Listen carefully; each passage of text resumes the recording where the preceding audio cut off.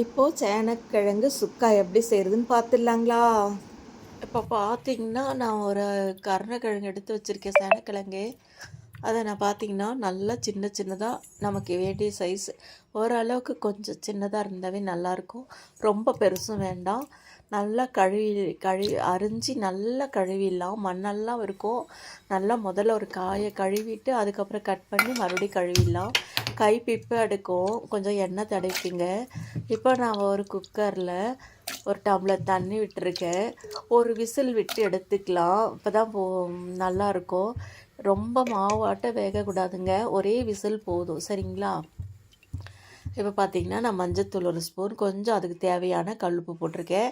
இப்போ மூடி வச்சிடலாம். இப்போ ஒரு மிக்ஸி ஜாரில் ஒரு பூண்டு எடுத்திருக்கேன். ஒரு பூண்டில் ஒரு 10 பல் இருக்கும் பூண்டு. அதுவும் சின்ன வெங்காயத்தை நல்லா கட் பண்ணி போட்டிருக்கேன். கொஞ்சம் சோம்பு போட்டிருக்கேன். கொஞ்சம் ஜீரகம், ஒரு ஸ்பூனு மிளகு, கருவேப்பிலை, மல்லித்தழை இது எல்லாம் ஒன்றா போட்டுக்கலாங்க. இது போட்டு நம்ம அரைக்கும்போது உங்களுக்கு அவ்வளோ டேஸ்ட்டாக இருக்கும். மல்லித்தழையும் போட்டுக்கலாம். நான் குச்சி குச்சாவே போட்டிருக்கேன்.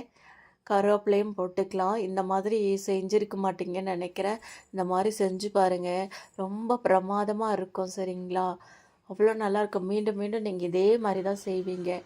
இப்போ பார்த்தீங்கன்னா, காய் வெந்துருச்சு. இறக்கி வச்சுட்டேன். நாம் வடிகட்டி எடுத்துக்கலாம். ஆறட்டும். இப்போ பார்த்தீங்கன்னா, மிக்சியில் அதை ஒரு பல்ஸு விட்டு நல்லா கொண்டு வந்துக்கலாம். அதுக்கப்புறம் பார்த்தீங்கன்னா, மலை வெங்காயத்தை பாருங்கள் எவ்வளோ குட்டியாக முடியுமோ அந்த அளவுக்கு அரிஞ்சு வச்சுருக்கேன். ஒரு தக்காளி அரிஞ்சு வச்சுருக்கேன். இப்போது எண்ணெய் காஞ்சிட்ருக்கு. இது பார்த்திங்கன்னா, நேற்று பஜ்ஜி செஞ்ச எண்ணெய். அதனால தாங்க கலராக இருக்குது. இப்போ அந்த எண்ணெய் காஞ்சவுடனே நம்ம எடுத்து வச்ச கருணக்கிழங்கு, அதாவது சேனக்கிழங்கை நல்லா பொரித்து எடுத்துக்கலாம். இது பார்த்திங்கன்னா, அப்படியே பொரித்து உப்பு போட்டு மஞ்சத்தூள் போடுறது அப்படியே சாப்பிட்டுக்கலாம். அவ்வளோ டேஸ்ட்டாக இருக்குங்க. சில காயெல்லாம் பிப்பெடுக்கும். ஒரு மாதிரி இதுவாக இருக்கும். நாக்கெல்லாம் ஊறலும். அந்த மாதிரி இல்லாமல் நல்ல காயாக எடுத்துக்குங்க. சின்ன வடைச்சட்டியாக இருக்கா, கரண்டி பெருசாக இருக்கா, என்னால் ஒரு கையில் மொபைல் வச்சுக்கிட்டு எடுக்க முடியல. பாருங்கள், பூண்டு, மிளகு, ஜீரகம், சோம்பு எல்லாம் பல்ஸ் விட்டு எடுத்துகிட்டு வந்திருக்கேன். இப்போ வடைச்சட்டி வச்சுருக்கேன். எண்ணெய் விட்டுருக்கேன். கடுகு போட்டிருக்கேன். கடுகு, உளுத்தம் பருப்பு, ஜீரகம் அந்த கலந்தது போட்டிருக்கேன்.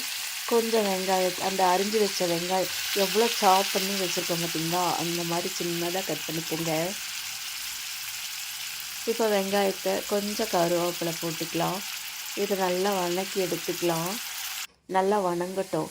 பார்த்தீங்களா எப்படி பொரிச்சது எவ்வளோ சூப்பராக இருக்கு பாருங்க. அப்படியே எடுத்து வாயில் போட்டுக்கலாம். அந்த மாதிரி இருக்குது. இப்போ எண்ணெயில் வணங்கிட்டு இருக்குங்களா. நம்ம ஒரு பெரிய தக்காளி பழத்தை அரிஞ்சு வச்சுருக்கேன். அதையும் நல்லா போட்டு வதக்கிக்கலாம். இப்போ இதுக்கு தேவையான அளவுக்கு நம்ம காரத்தூளெல்லாம் போட்டுக்கணும். மிளகாத்தூள், மஞ்சத்தூள், கறி மசாலாத்தூள், மல்லித்தூள் இதெல்லாம் போட்டுக்கலாம். நான் ஒரு ஸ்பூன் மல்லித்தூள் போட்டிருக்கேன்.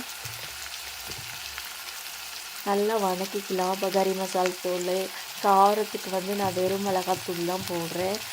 நீங்கள் குழம்புத்தூள் கூட போடலாம். ஒன்றும் நல்லாயிருக்கும். ரொம்ப நல்லாயிருக்கும். அதுவும் எல்லாம் எண்ணெயில் போடும்போது, எண்ணெயில் வதக்கும் போது நல்லா இருக்கும். கிரேவி பார்த்திங்கனாவே உங்களுக்கு பார்த்தாவே தெரியும். நான் நிறைய சொல்லுவேன். நம்ம ஒன்று செய்யும் போது அதனுடைய இது தெரியும். இதுக்கு தேவையான அளவு நம்ம கல்லுப்போ சால்ட்டுப்போ போட்டுக்கலாம். இப்போ நல்லா வதக்கி எடுத்துக்கலாம். சரிங்களா? இப்போ கிரேவி நல்லா வதங்கிருச்சு. இப்போ நம்ம பல்ஸ் விட்டு எடுத்தோம் இல்லைங்களா, மிளகு, ஜீரகம், சோம்பு அதையும் இதுக்குள்ளே போட்டுக்கலாம். எண்ணெய்க்குள்ளே போட்டு நல்லா வதக்கிக்கலாம். நல்லா வதக்கிட்டு அடி பிடிக்காமல் பார்த்துக்கோங்க. உங்களுக்கு எண்ணெய் பத்தலைன்னா உனக்கு கொஞ்சம் எண்ணெய் கூட விட்டுக்கோங்க. இப்போ நம்ம பொரித்து எடுத்த சேனக்கிழங்கு அதில் போட்டுக்கலாம். போட்டுட்டு இப்போ இது கிரேவி எல்லாம் அந்த காயில் இறங்கணும் இல்லைங்களா, அதனால் கொஞ்சமாக அந்த மிக்சியை கழுவி அந்த தண்ணி விட்டுக்கலாம். தண்ணி விட்டு இது பண்ணும்போது இந்த காயோடு சேர்ந்து இந்த காரம், உப்பு எல்லாமே கிரேவியில் காயில் இறங்கணும். அதனால் கொஞ்சமாக உங்களுக்கு வேண்டிய அளவுக்கு தண்ணி விட்டுக்குங்க. இன்னும் கொஞ்சம் அதிகமாக விட்டிங்கன்னா கூட குழம்பு மாதிரி வச்சுக்கலாம். நான் சுக்காவாக வைக்க போகிறேன். பாருங்கள் எப்படி ஆயிடுச்சு. செம்மையாக இருக்குது பாருங்கள். பார்த்தாவே தெரியும். சிக்கன் மாதிரியே இருக்குது பாருங்கள். சிக்கன் மட்டன் மாதிரியே.